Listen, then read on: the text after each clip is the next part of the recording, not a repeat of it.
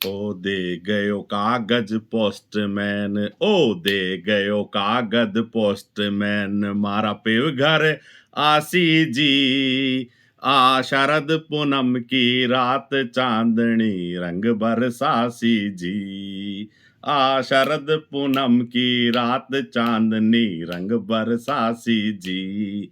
ओ दे गयो कागज पोस्टमैन, ओ दे गयो कागज पोस्टमैन, मारा पिव घर आसी जी। आ शरद पूनम की रात चांदनी रंग बरसासी जी।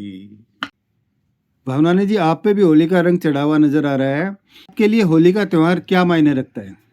होली का त्योहार त्योहार एक बहुत बड़ी चीज है।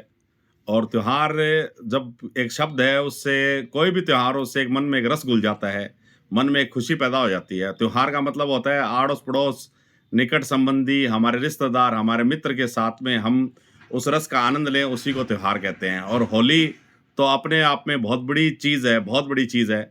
और किसी कवि ने कहा है कि सावन महिलाओं के लिए और फाल्गुन जो है वो पुरुषों के लिए बहुत रसमय होता है, बहुत आनंददायक ये समय होता है। और जब फाल्गुन का महीना आता है, तो मन में जो मौसम का जो बदलाव है, उस बदलाव से जो मन में ऊर्जा पैदा होती है, वो ऊर्जा का जो जो पीक समय है, सबसे जो ऊंचे स्तर का जो समय है, वो होली वाला दिन होता है। तो उस होली का आनंद लेने के लिए सभी तरसते हैं। दूर दराज में जो शेखावटी को छोड़कर बाहर जाके बस गए हैं, वो लोग भी होली के दिन यहाँ शेखावटी में आते हैं, चूरू आते हैं और यहाँ पे आनंद लेते हैं। कि होली के त्योहार को लेकर जो पहले आपका उत्साह हुआ करता था, वो आज भी बरकरार है? देखिए, उत्साह तो मुझे लगता है कि दिनों दिन बढ़ रहा है। और लेकिन अभी हम देखते हैं हमारे समाज में, हमारे आस पड़ोस के अंदर हर चीज़ का एक परिवर्तन आ रहा है। जो और ये परिवर्तन समय की मांग के अनुरूप भी मैं सोचता हूँ वो है। पहले संसाधन कम थे और लोगों के पास समय ज़्यादा था, तो हर चीज़ का आनंद लिया जाता था। हर चीज़ का आनंद है वो एकदम प्रैक्टिकल होके रूबरू होके लिया जाता था। अब लोगों के पास संसाधन ज़्यादा है, समय कम है, इसलिए वो उस प्रैक्टिकल तरीके से तो उस चीज़ का मज़ा नहीं ले सकते। लेकिन सोशल मीडिया के द्वारा और जैसे समय मिलता है, उस समय के अनुरूप आज भी आनंद ले रहा है आदमी, और आनंद अपने अंदर ही होता है वैसे तो। देखिए, बचपन की होली में मैं ये देखता था कि 1 महीने पहले, डेढ़ महीने पहले ही लोग हँसी-मज़ाक करने लग जाते थे, जिसको हम कुचरनी कहते हैं या चूंटिया बोड़ना कहते हैं मारवाड़ी में। रस्ते रस्ते चलते व्यक्ति का जो है साफा या उसके सर पे पहनी हुई टोपी को किसी अंकुड़िया के माध्यम से ऊपर ले जाके टांग देना और उससे फिर रुपए की माँग करना। और एक जो लोहे का पात्र होता था, उसके अंदर एक रस्सी डाल के उसको कुत्ते की आवाज़ से डराना। और तरह-तरह के मज़ाक लोग करते थे चौक चौराहों पर। और फेक जो टूणे टोटके रख देते थे, उससे महिलाएँ डर जाती थी। इस प्रकार के कार्यक्रम होली के अंदर बहुत तरीके के होते रहते थे और पूरे 1 महीने, डेढ़ महीने पहले लोग उस रस में घुल जाते थे। आज लोगों के पास समय भी नहीं है और संसाधन सीमित हो गए हैं। प्लस हम किसी से मज़ाक करते हैं, तो उसके नाराज़ होने की संभावना ही बहुत ज़्यादा बढ़ गई है आज के युग में। इसलिए मैं ये सोचता हूँ कि जो पहले बचपन में जो हम होली देखते थे, वो रियल के अंदर बहुत होली थी। और होली का जो शब्द है होली, यानी तुम्हारे साथ जो बुरा होना है वो हो चुका है और अब तुम्हारे साथ अच्छा होगा। तो हर कोई ये सोचता था, जिसके साथ मजाक होती थी वो ये सोचता था कि होली, अब मुझे मेरे साथ ये नहीं होगा, मेरे साथ जो हो गया जो हो गया। अब लोगों के जो है भावना है, वो उस प्रकार की भावना नहीं रही है और लोगों का धैर्य वो उस प्रकार का धैर्य नहीं रहा है। तो इस प्रकार की जो मजाक मस्तियाँ कम हो गई है, तो उसमें बहुत अंतर आया है। पहले की होली में और आज की होली में बहुत अंतर है। गिरीश जी, पहले होली के ऊपर रंग लगा के पुराने गिले शिकवे दूर कर लिया करते थे लोग बाग। आज आप किस रूप में देखते हैं इसको?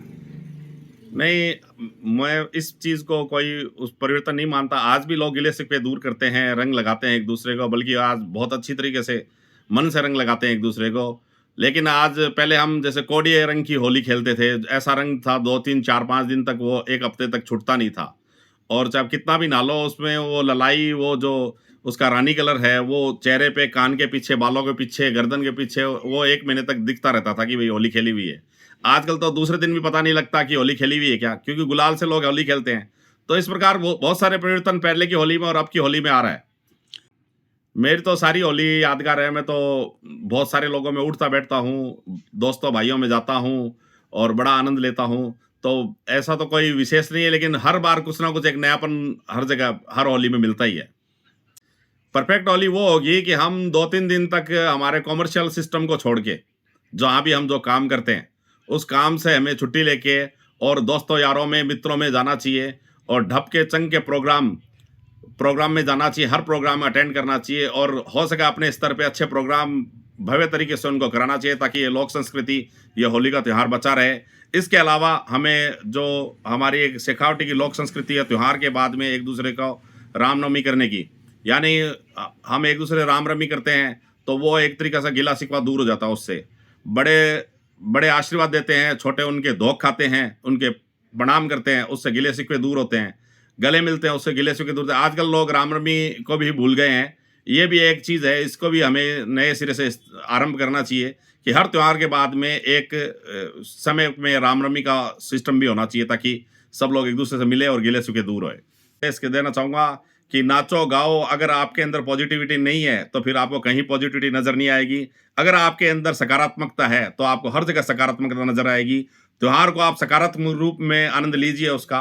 त्योहार को आप दोस्तों के साथ मनाइए, त्योहार का आनंद लीजिए, घर से निकलिए, ढपों में जाइए, मंदिरों में जाइए, ढोल मंजीरे बजाइए और उसका त्योहार का बड़ा मन से आनंद लीजिए। एक दूसरे को गुलाल लगाइए, कोडिया रंग भी लगाइए और जितना हो सके इसका आनंद लीजिए इस त्योहार का।